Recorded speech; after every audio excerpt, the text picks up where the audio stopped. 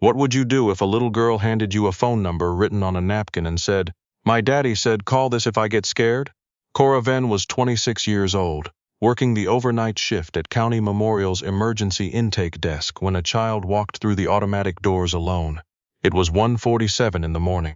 The waiting room held the usual Thursday night wreckage: a man with a dish towel wrapped around his hand, two college students who smelled like bad decisions, an elderly woman asleep across 3 chairs with her purse on her chest like a shield. The security guard, Hector, had stepped out for coffee. The desk nurse, Patrice, was on a call with radiology. Cora saw her first. The girl was maybe 7, maybe 8. She wore a school uniform. Plaid skirt, white collar, dark blazer with a crest on the breast pocket, and she carried a small backpack shaped like a fox. Her dark hair had come loose from its braid. One knee sock had slipped to her ankle. She stood just inside the automatic doors like she was deciding whether to stay or run, and her eyes moved around the room the way eyes do when a person has been taught to check exits. Cora came around the desk before she could think about it. "Hey," she said, crouching down. "Are you hurt?" The girl looked at her carefully, not with panic, with the deliberate assessment of a child who had been told not to trust strangers quickly.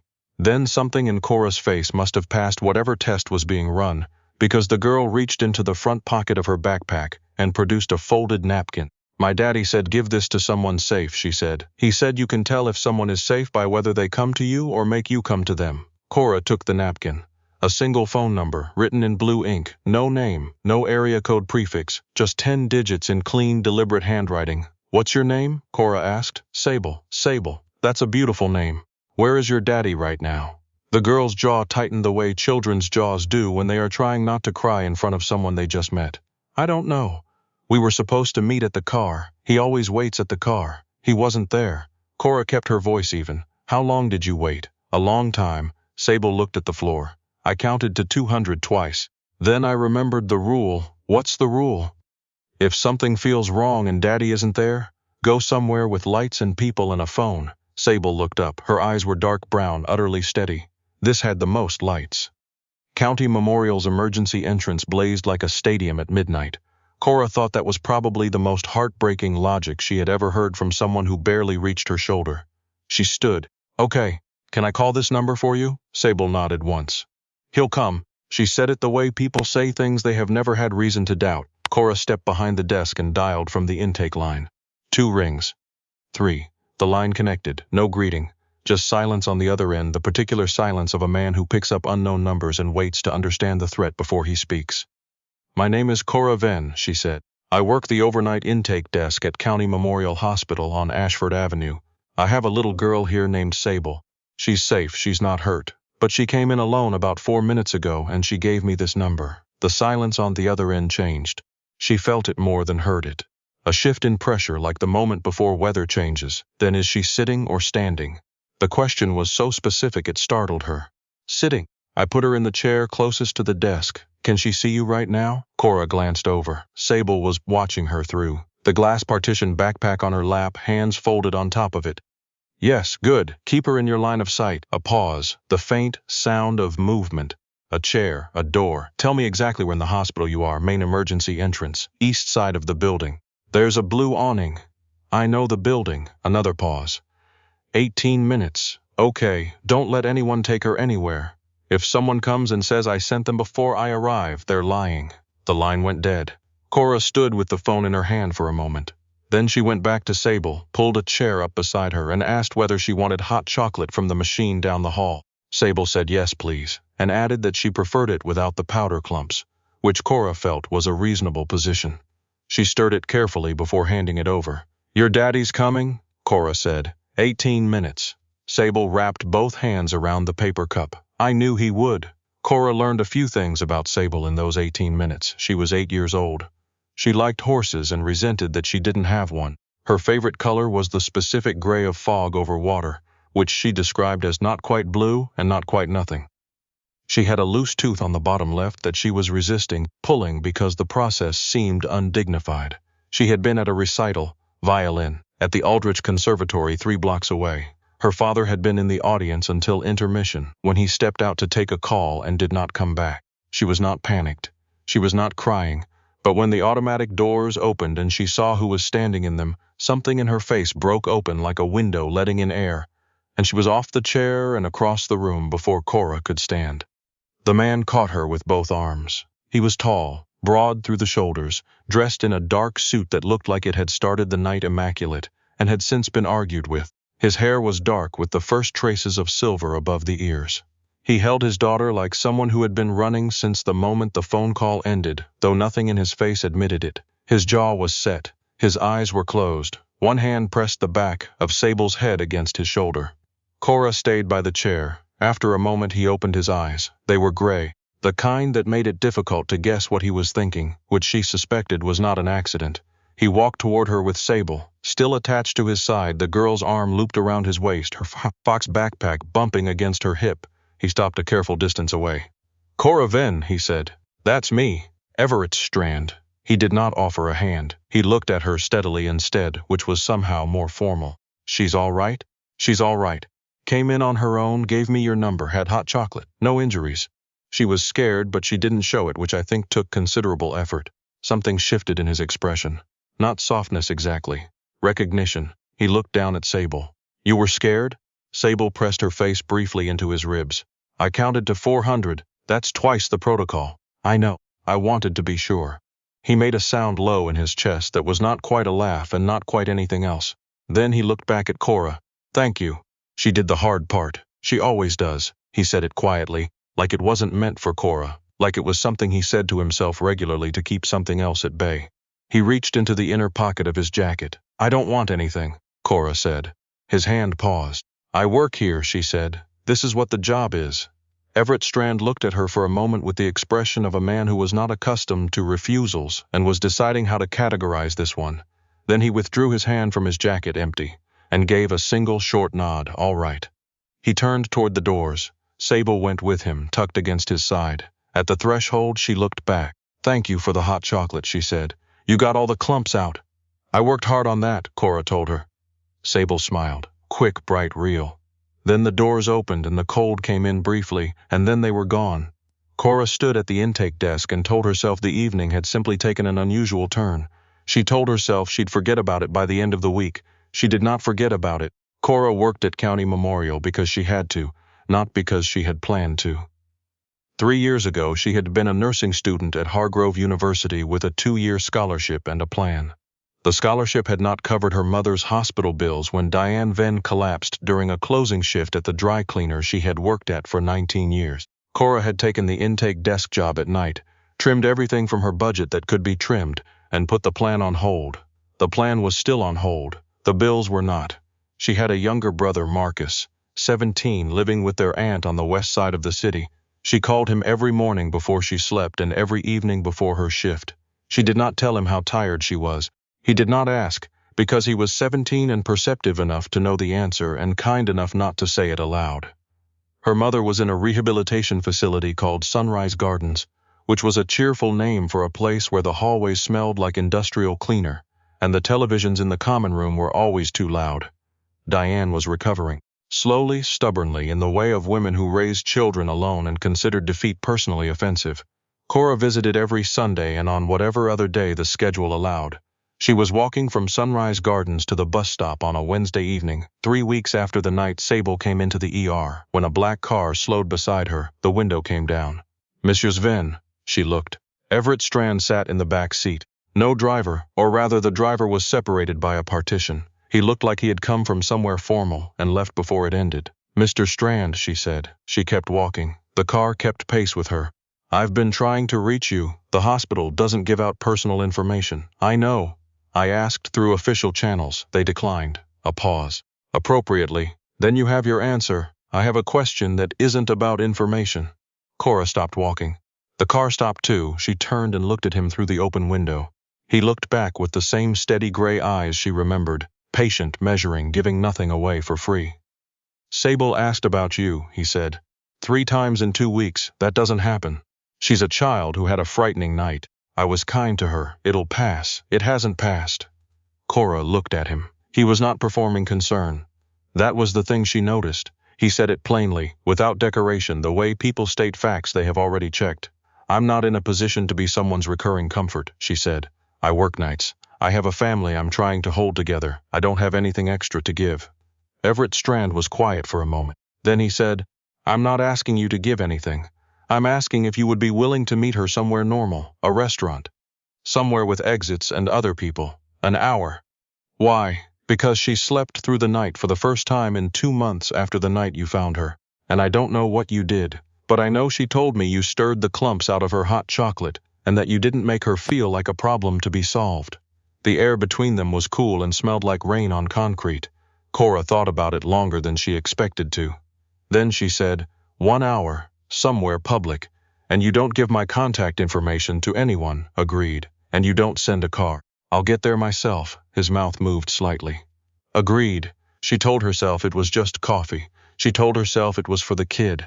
The restaurant was called the Aldgate.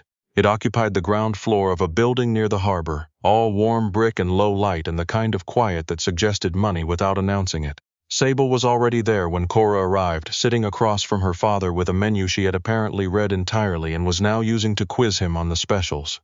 You're not listening, Sable said without looking up from the menu. I'm listening, Everett said. He was looking at the door, at Cora. He stood when she approached. Sable looked up and her face opened the same way it had in the hospital. Uncalculated, immediate, real. You came, Sable said. I said I would. Cora sat across from her. You cut your hair. Sable touched the ends which now sat at her chin. The braid kept coming loose. I decided to remove the problem. Logical, Daddy said, impulsive. I said both, Everett said, sitting back down. He had the look of a man who was watching something he hadn't expected and wasn't sure what to do with yet. Cora ordered coffee. Sable ordered a fruit plate and then negotiated, successfully, for a side of bread. Everett ordered nothing and drank water and watched the room the way people do when they are responsible for everything in it. They talked for an hour. Sable did most of it. She described the violin recital in detail. Her own performance, which she rated a 7 out of 10 for technical precision and a 4 out of 10 for emotional expression, because she had been nervous and nerves, she explained, were the enemy of feeling.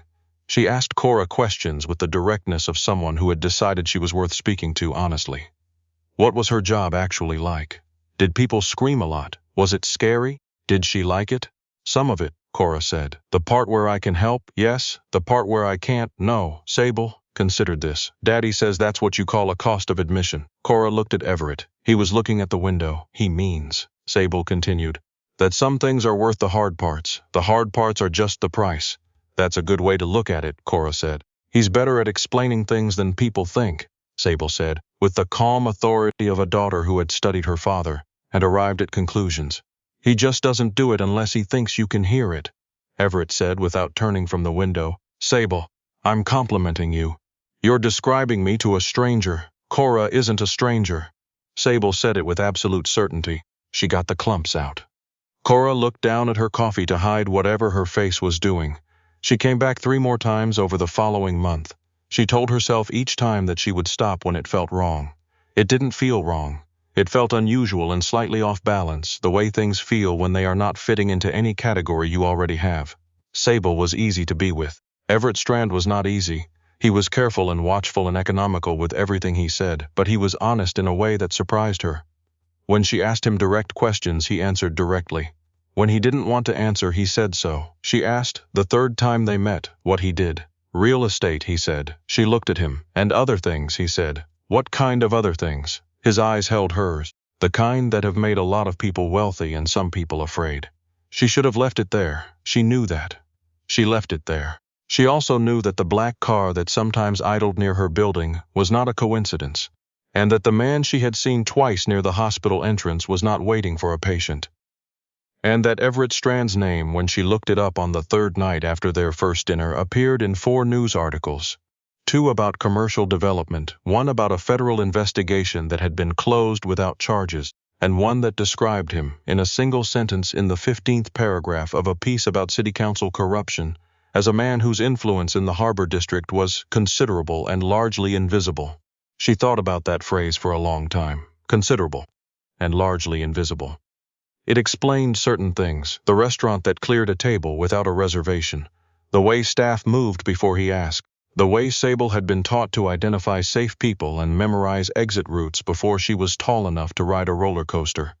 It did not explain why he kept showing up to coffee with a daughter and no agenda. It did not explain why he listened when Cora talked. Actually listened. The way people do when they are storing information not to use against you but to understand you. It did not explain why, when she mentioned once that her mother had to wait 3 weeks for a specialist appointment, his expression shifted in a way she almost missed. She noticed. She did not mention she noticed. The call came on a Tuesday. She was finishing a shift, coat on, bag over her shoulder, walking toward the staff exit when Patrice called her name from the desk. "You have a visitor?" Patrice said, in the voice she used when the situation was too interesting to editorialize without giving something away. Cora turned. A man stood near the entrance, younger than Everett, early 30s, in a jacket that looked expensive and a posture that suggested chronic impatience. Dark-haired, sharp-jawed, handsome in the way that usually meant he had been told so often enough to rely on it. He held a phone in one hand and tapped it against his palm twice before he saw her looking. "Miss Venn," he said, "I don't know you. No. My name is Tate Cullen. I work for Everett Strand." He said it with the careful emphasis of a man reading from a script he found slightly beneath him. "He'd like you to come with me." "To where?" "He'll explain when you arrive." Cora did not move. "That's not how I make decisions." Tate Cullen looked at her with the mild surprise of someone who was not accustomed to being questioned. "Mr. Strand specifically asked." "I heard you," she said. "Call him. Tell him if he wants to talk to me, he can call me himself." Tate looked at his phone back at her. Then he dialed. She heard the line connect. She heard him say, "She wants you to call her directly." A pause. Something she couldn't make out on the other end. Then Tate held the phone toward her. She took it. "Everett," she said. "Cora." His voice was different than she'd heard it before, tight at the edges, controlled in the way things are controlled when the effort is significant. "Something has happened." "What?" A pause. "Sable was picked up after school this afternoon. We recovered her 20 minutes ago. She's not hurt." He stopped. "She's asking for you." The world reorganized itself around that sentence. "Where is she?" He gave her an address. "Not a hospital. Not a police station." "Everett." She kept her voice steady. "Are the police involved?" Silence. "Are they?" "Not yet." She understood what that meant. She did not ask him to explain it. "I'll come," she said, "but I'm not going with your man. I'll get there myself." "All right." She handed the phone back to Tate, who looked at her with something that had edged past mild surprise into something else entirely. She walked past him to the exit. The address was a private residence. A narrow townhouse 3 blocks from the harbor, the kind of building that announced nothing about itself from the outside and contained everything on the inside. A woman met her at the door, mid-50s, brisk, efficient, with the manner of someone who had been managing crises for decades and found chaos less interesting than solutions. "Miss Venn, Sable's upstairs, first door on the left." She stepped aside without ceremony. Sable was sitting on a window seat in what appeared to be a study. Walls of books, a desk too large for the room, a lamp with a green glass shade. She had her Fox backpack on her lap again, both hands around it, and she was staring at the middle distance with the particular expression of a child processing something too large for the usual containers. When Cora came in, she looked up. Something loosened in her face. Not all the way, but enough. Cora sat beside her on the window seat without speaking. After a moment, Sable leaned against her shoulder. Cora put an arm around her. They sat like that for several minutes. Then Sable said quietly, "They knew my schedule. I know. They knew which door I come out of, at which direction I walk." "First," she paused, "that's not something you guess." Cora did not answer because Sable wasn't asking. She was thinking aloud, working through something with the methodical care she applied to everything. "Someone told them," Sable said. "You don't have to figure this out tonight." "I know." Sable pressed closer. "I'm just keeping it, so I can think about it later." Cora thought about what it meant that an 8-year-old said things like that, about what kind of life produced that particular kind of child, observant, self-possessed, capable of filing danger away for later processing. She thought about what it cost Everett Strand to have raised someone this careful and still not be able to keep her safe on a Tuesday afternoon. He was in the doorway. She hadn't heard him arrive. He stood with one hand on the frame, jacket gone now, sleeves rolled to the elbows, looking at his daughter with an expression that had nothing controlled about it. Just the raw, particular fear of a parent who has failed the one job that matters above every other. Sable noticed. "I'm okay, Daddy. I see that. You don't have to look like that. I'll decide what I look like." Sable made a sound of quiet protest that was also, unmistakably, relief. The sound of a child reassured by the familiar pattern of a parent who argues because they are there. Cora stood carefully. I'll give you a minute. Everett's eyes moved to her. Don't go far. It wasn't a question. But it also wasn't an order, or not entirely. There was something under it that she filed away without examining. She went downstairs and found the kitchen and stood at the window with a glass of water and looked at the narrow garden behind the house where a bare tree held the last of the evening light in its branches. He came down 40 minutes later. Sable was asleep upstairs, the woman had told her. Out within minutes, the kind of collapse that comes after a body has been taught for too long. Everett sat across from Cora at the kitchen table and said, "Whoever took her knew the route, the timing, the specific exit." Sable said the same thing. He looked at the table. "She's 8 years old. She's sharp. She shouldn't have to be." He said it flatly, without self-pity, which made it worse somehow. "There are 4 people who have access to her school schedule. Her driver, her head of security, my personal assistant, and my operations director." Cora was quiet. "Her driver has been with me for 9 years, Everett said. "He has a daughter Sable's age. That doesn't eliminate him." "No, it doesn't." He looked up. "My instinct says otherwise." "Instinct is not evidence." "What does evidence say?" "Evidence is still being gathered." He was watching her. "You're asking the right questions." "I'm asking obvious questions." "Obvious questions are the ones people skip when they're angry." His eyes were steady. "I've been skipping them for the last 3 hours. Every time I close my eyes, I see the school door and the empty sidewalk, and I stop thinking clearly." Cora looked at him for a moment. The man across from her was not the man she had seen in the restaurant. That version had been contained, precise, something close to comfortable in its own stillness. This version was barely held together. The stillness was there, but it was structural now, load-bearing, the kind that fails if you touch it wrong. "They left her near the harbor," he said. "On a bench, coat buttoned, backpack on, a note in her pocket that said, 'You've gotten comfortable, Strand. Next time she won't be on the bench.'" The kitchen was very quiet. "Someone you know," Cora said. "Someone who knows my people. Someone who wants you afraid, not grieving." Everett went still. "If they wanted to hurt you, they would have," she said. "This was a demonstration. They want you reactive, angry, moving in a direction they've already prepared for." He looked at her for a long time. Then he said, "Who are you?" "I'm a night intake clerk who should be asleep right now." "That's not an answer." "I dropped out of nursing school," she said. "I'm good at reading situations. I spent 2 years watching people come through emergency doors and figuring out in 30 seconds whether they were telling the truth about what happened to them." She folded her hands around the water glass. "The truth usually isn't the dramatic version. The dramatic version is what someone constructed. The truth is smaller, more specific." Everett studied her. "Sable said you made her feel like she wasn't a problem to be solved." "She wasn't. Most people see her as an extension of me. She's a child who likes horses and has opinions about hot chocolate." Cora met his eyes. "That's not an extension of anyone." Something shifted in him, small, structural. He reached into his shirt pocket and placed a folded piece of paper on the table. "I need to ask you something." She didn't touch it. Sable hasn't slept through the night in 2 months, since her last bodyguard left under circumstances I won't detail. She doesn't trust easily." He looked at the paper. "She trusts you. I can't buy that and I can't manufacture it." He looked back at her. "I'm not asking you to be part of my world. I'm asking if you would be willing to be part of hers, legitimately. A position here, coordinating her care, her schedule, her appointments, salary well above what the hospital pays, hours that let you visit your mother, benefits that include no." The word came out before the end of the sentence. Everett waited. "You don't get to fold my mother into a job offer," Cora said. The heat in her voice surprised her. "That's not a salary. That's a mechanism. I know your mother is at Sunrise Gardens. I know the facility's limitations. I was going to offer. I heard you." She looked at him. "And I'm telling you that you don't get to put a price on the fact that I was kind to your daughter. The kindness doesn't rate." Quiet. Everett Strand sat with the paper on the table between them and said nothing for a long time. Then, "You're right." She blinked. "You're right," he said again.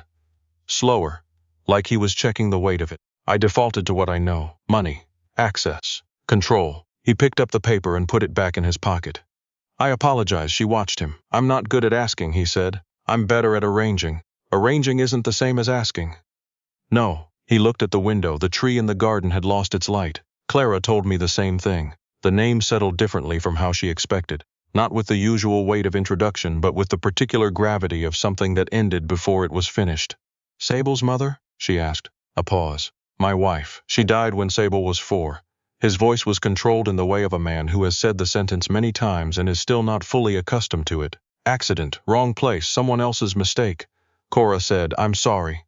He nodded once. The wedding ring on his left hand was plain silver. She noticed it the way she noticed details she wasn't sure what to do with yet. I have not asked anyone for anything in 4 years, he said. I've arranged, I've acquired. I've made problems disappear and put things in order and kept Sable in a world that looks safe from the outside. He looked back at Cora. She was taken from the front of her school at 3 in the afternoon by people who knew exactly when to arrive. Cora held his gaze. I am asking, he said, not offering, asking. If you would be willing to be in her life. I don't know what that looks like. I'm not asking you to decide tonight. She was quiet for a moment. Tell me this, she finally said. Whoever sent her back, whoever wants you reactive, do you know yet? I have a direction. Is it someone close to you? His jaw tightened. Likely. Then figure that out first, because I'm not walking into something you haven't made safe yet. He looked at her with the expression of a man encountering a specific kind of thinking he had expected to encounter somewhere other than his own kitchen. That's fair, he said. It's practical. It's both. He stood. I'll have Tate drive you home. I'll call a car. Cora. She looked at him. It was the first time he'd used her first name without the courtesy of the last one. It landed differently than she expected. Thank you for coming, he said. She needed you here. So did I. She picked up her bag. At the kitchen doorway, she stopped. The operations director, she said. You said 4 people knew the schedule. Yes, you didn't describe the other 3 the way you described the driver. You said his instinct was wrong. You described loyalty for the driver, tenure for security, neutrality for the assistant. She looked at him. You didn't say anything about the operations director except that they have access. Everett Strand was very still. Silence is a description too, Cora said. In my experience. She left before she could see his face change, but she heard it. The sound of a man arriving at something he had been circling for hours. 3 days later, she learned his operations director's name was Vincent Price. She learned it from a news alert on her phone, a brief item about a man detained for questioning in connection with an incident near the city's Harbor District schools. No further details. No statement from Everett Strand's office, because Everett Strand did not have a public office. She called the number on the napkin. He picked up on the first ring. I saw the news, she said. Vince had been building something on the side for 8 months. He needed me reactive. Needed me to move against a competitor before I was ready, so the timing would benefit Vince's new arrangement. A pause. The demonstration with Sable was meant to push me in that direction. But you didn't move because you told me someone was trying to aim me. Cora was quiet. Vince is no longer a concern, Everett said. She didn't ask what that meant. She had made a decision somewhere in the last 3 days about which questions she was and wasn't ready for yet. How is Sable? She asked. Sleeping. A pause. Actually sleeping. Good. She asked if you were coming Saturday. Cora looked at her kitchen window. The early morning light was coming through the glass in long pale lines. She had just come off a shift. She was tired in the specific way of a person who has been tired long enough that the exhaustion had become background noise rather than emergency. Tell her yes, she said. She heard it then. Not a response, not a word, just a slight shift in the quality of the silence on the other end. The kind that has texture, the kind a person makes when they have been braced for a particular answer for long enough that a different one takes a moment to register. All right, Everett said. She ended the call and sat at her kitchen table with her coffee and thought about the way his voice had changed around that one word. All right, quiet and even, and just slightly not what he'd been holding himself ready for. She thought about Sable on the window seat, with the Fox backpack clutched in her hands, about a child who checked exits and counted to 400 and memorized phone numbers on napkins and called Cora not a stranger because she'd taken the clumps out of the hot chocolate. She thought about what it meant to walk towards something, knowing it had weight to it, knowing the easy version of your life was the one where you stayed at the intake desk and called a car and didn't look too hard at the name in the news article. She had never been particularly good at easy. On Saturday, she brought pastries from the bakery 2 blocks from her apartment. Sable met her at the door in socked feet with a book under her arm and a series of very detailed questions about whether Cora had ever actually ridden a horse, because she had been doing research and believed the opportunity was being underutilized by most people she knew. Everett was in the kitchen when Cora came in. He was making coffee badly in the focused way of a man who had recently decided to learn a skill previously delegated to others. He looked up when she set the pastries on the counter. Something in his face did the thing it had been doing since the hospital. Opened, slightly closed, opened again. Like a door belonging to someone who had stopped expecting visitors. "You didn't send a car this time," Cora said. "You said not to. You listened." "I'm working on it," he said. And the corner of his mouth moved. Small, brief, real. Sable appeared in the doorway with her book. "He burned the first pot," she said helpfully. "I witnessed it. I did not burn it. There was smoke, there was steam, Daddy." Sable's voice was patient in the way of someone who has had this argument before and won it on the evidence. "Steam doesn't smell like that." Cora sat down at the kitchen table and put her hands around the coffee he set in front of her. Imperfect, slightly too strong, warm enough to matter, and listened to them argue about the technical definition of burning, and thought that the easy version of her life had probably never been the right one anyway.